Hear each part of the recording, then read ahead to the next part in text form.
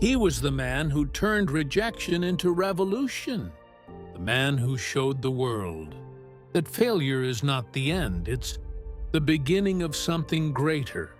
This is the story of Steve Jobs, the visionary who changed how the world thinks, works, and dreams.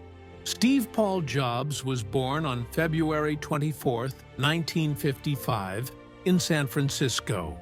He wasn't born rich. He wasn't born powerful. In fact, he was given up for adoption as a baby.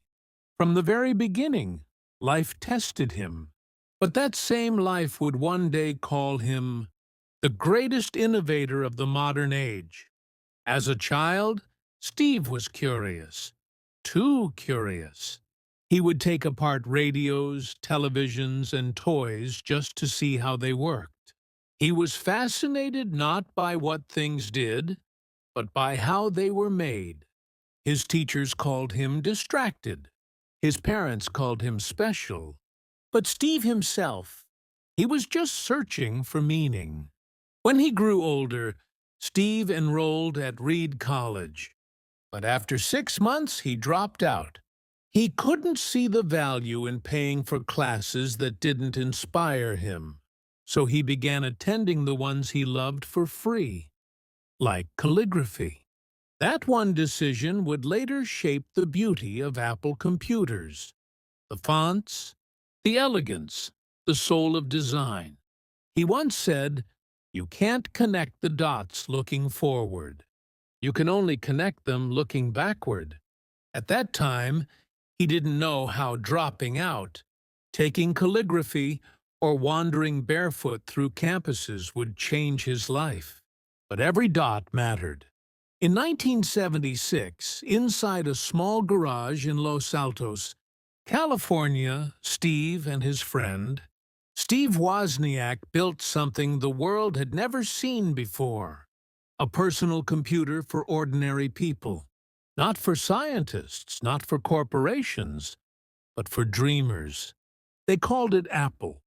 They worked day and night, soldering circuits, sketching designs, sleeping on the floor, and living on passion alone. Within a few years, Apple Computer became a revolution. The Apple II changed the industry forever. And by 1980, Apple went public. Steve was now a millionaire at 25. But success brings both glory and enemies. By 1985, the company Steve had built, the dream he had lived for, turned against him. He was fired. Imagine that. Fired from your own company.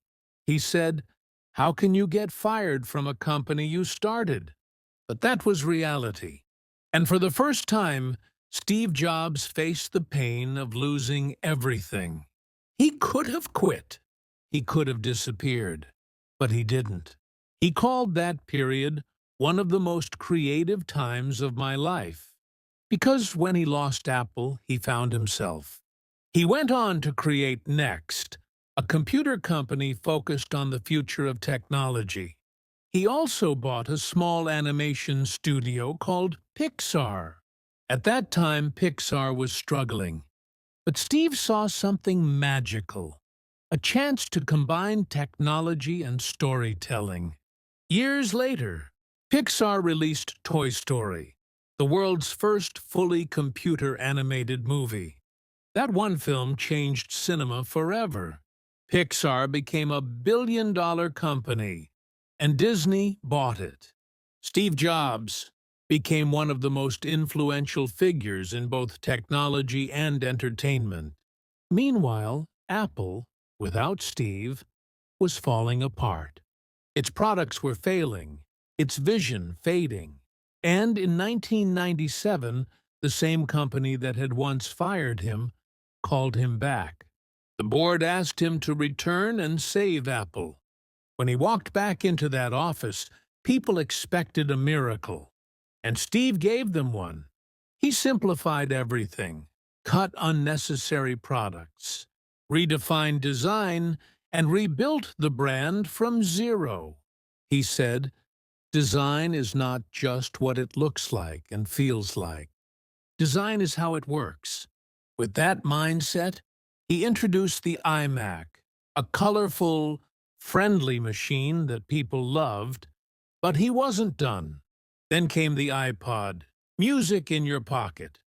Then the iPhone, a computer in your hand. Then the iPad, a tool that changed the way we work, learn, and create. Every product carried his belief that technology should serve the soul, not just the screen. People started to notice something different about Apple. It wasn't just a company. It was a culture, a movement, a symbol of thinking differently. Because behind every product was a man who had been broken, rejected, and humiliated, but never defeated. Steve's philosophy was simple. Stay hungry, stay foolish.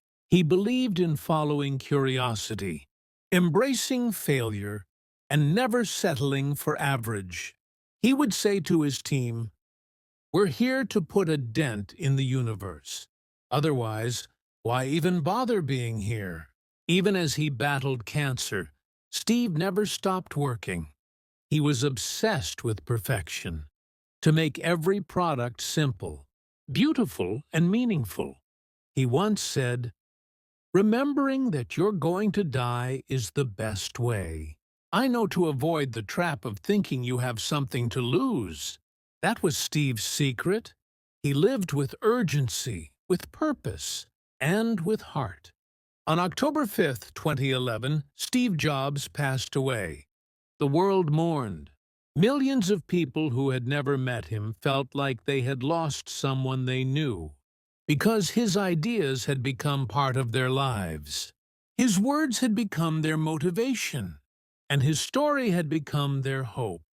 Today, every time you hold an iPhone, open a MacBook, or listen to music through AirPods, you're touching his dream. A dream that began in a small garage with a young man who refused to quit. So what can we learn from him? Don't fear failure. Don't chase money. Chase impact.